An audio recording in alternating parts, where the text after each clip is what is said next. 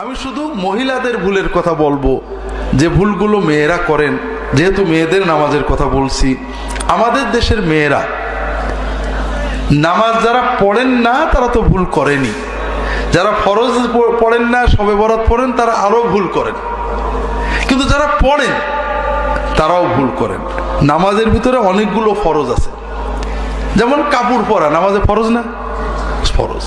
কাপড় না থাকলে ন্যাংটোও নামাজ হবে, কিন্তু আপনার কাপড় আছে। যেমন পুরুষের কোনটুক ঢাকা ফরজ, নাভি থেকে হাঁটু পর্যন্ত, না থাকলে ন্যাংটোলেও নামাজ হবে, কিন্তু আছে। আপনার প্যান্ট, বাংলাদেশের আজকাল গার্মেন্টসের সব প্যান্ট নাভির 2 আঙুল নিচে নাকি বানাই। আমার প্যান্ট পরিনি তো বলতে পারবো না আর কি। এই প্যান্ট পরে যদি প্যান্টের উপরে ছোট শার্ট বা গেঞ্জি থাকে নামাজ কিন্তু হবে না, বা পাতলা যদি শার্ট থাকে নামাজ হবে না, কারণ আপনি তো ন্যাংটো। নাভি থেকে যেটুক খোলা আছে আপনি তো সেটা ন্যাংটো না? হ্যাঁ, ঠিক অধিকাংশ প্যান্ট টাকনুর নিচেই থাকে, পায়ের যে নিচের হাড়ের নিচেই থাকে। যদি নামাজের মুসল্লির কাপড় টাকনুর নিচেই থাকে নামাজ হবে না। কথা বলছেন? রাসূলুল্লাহ সাল্লাল্লাহু আলাইহি ওয়াসাল্লাম বলেছেন তোমার নামাজ হয়নি, আবার ওযু করতে বলেছেন। এটা হলো পুরুষদের ক্ষেত্রে। পুরুষদের আরো আছে গা ঢাকা ইত্যাদি কম বেশি। মহিলাদের জন্য নামাজের ভিতরে মাথার চুল থেকে পা পর্যন্ত ঢেকে রাখা ফরজ।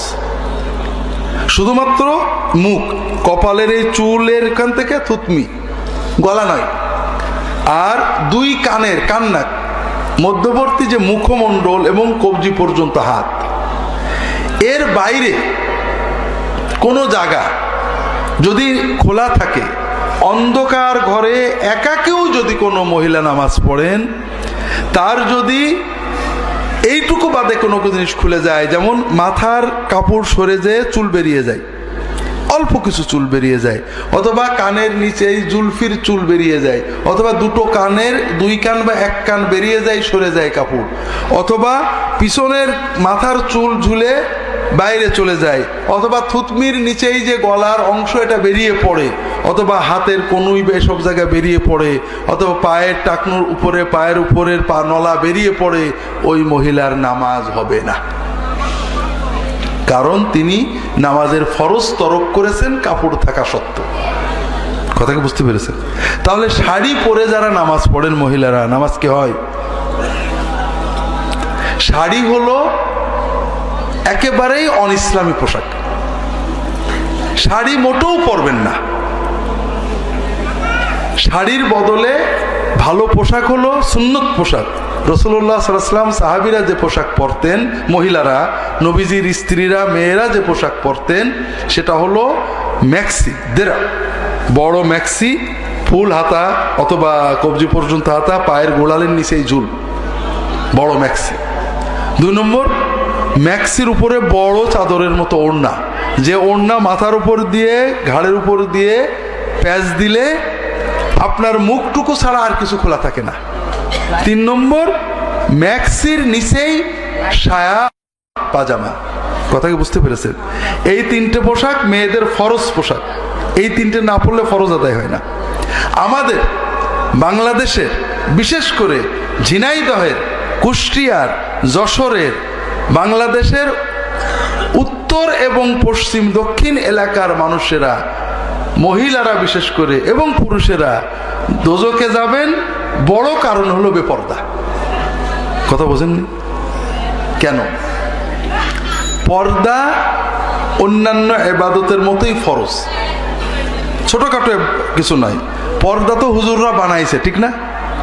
পর্দা হুজুররা বানায়নি। পর্দা কোথায় আছে? আল্লাহর কোরআনে আছে। আমার ওয়াইফ আসছে এই ডাক্তার পাখির ওখানে দেখাতে।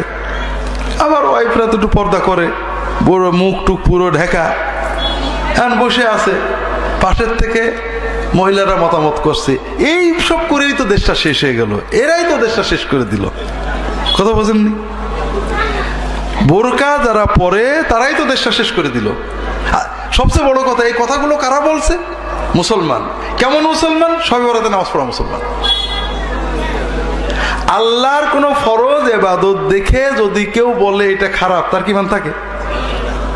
তার মানে না জানার কারণে সম্ভবত এই কুফরি কথাটা তার মুখ থেকে বেরোচ্ছে। আল্লাহ তাআলা পর্দা ফরজ করেছেন। নামাজের ভিতরে যেমন পর্দা, নামাজের বাইরেও পর্দা ফরজ করেছেন।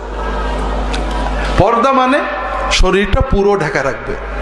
মাহরাম, রক্ত সম্পর্কের আপন আত্মীয় যাদের সাথে বিবাহ না হয় তারা বাদে আমাকে কেউ দেখবে না, আল্লাহ এটা কোরআনে হুকুম করেছেন।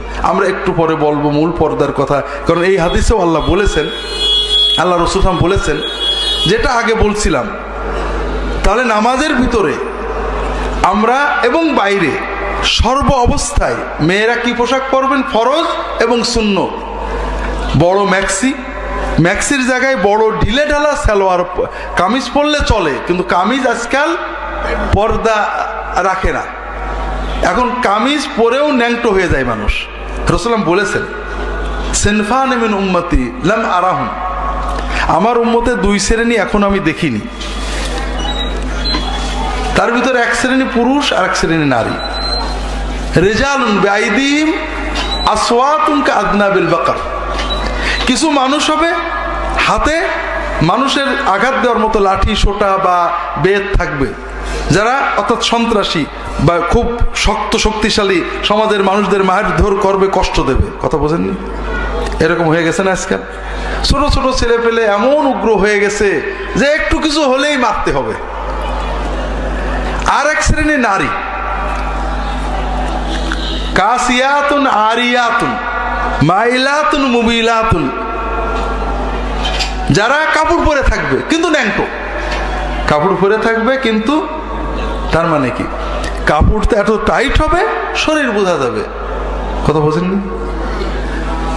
কাজেই আমাদের সমাজে যে সালোয়ার কামিজ বর্তমানে হচ্ছে, এগুলোতে নামাজও হবে না, সতরও হবে না। তবে ঢিলে ঢালা ফুল হাতা যদি বড় কামিজ হয়, নিচে সালোয়ার হয়, এটাও ভালো, শরিয়া সম্মত, সুন্নাহ সম্মত। সবচেয়ে ভালো হলো বড় ম্যাক্সি নিচে সায়া অথবা পাজামা, উপরে বড় ওড়না। নামাজ পড়বেন এই তিনটে পোশাকে নামাজ হয়ে যাবে। তারপরেও রাসূলুল্লাহ সাল্লাল্লাহু আলাইহি ওয়াসাল্লামের স্ত্রী, মেয়েরা, মহিলা সাহাবীরা নামাজে কেউ অনেক সময় আবার বোরকা পরে নিতেন, মাথার উপরে বড় একটা চাদর দিয়ে ঘিরে নিতেন যেন শরীরের কিছু বেরিয়ে না যায়। কথাকে বুঝতে পেরেছেন? এটা হলো মহিলাদের নামাজের জন্য খুবই জরুরি বিষয়। যারা নামাজ পড়েন অবশ্যই নামাজের জন্য এবং সব সময় ব্যবহারের জন্য ম্যাক্সি, বড় ওড়না অথবা বড় সালোয়ার কামিজ এবং বড় ওড়না নিয়ে নেবেন। আল্লাহ তাআলা তৌফিক দান করুন, আমিন।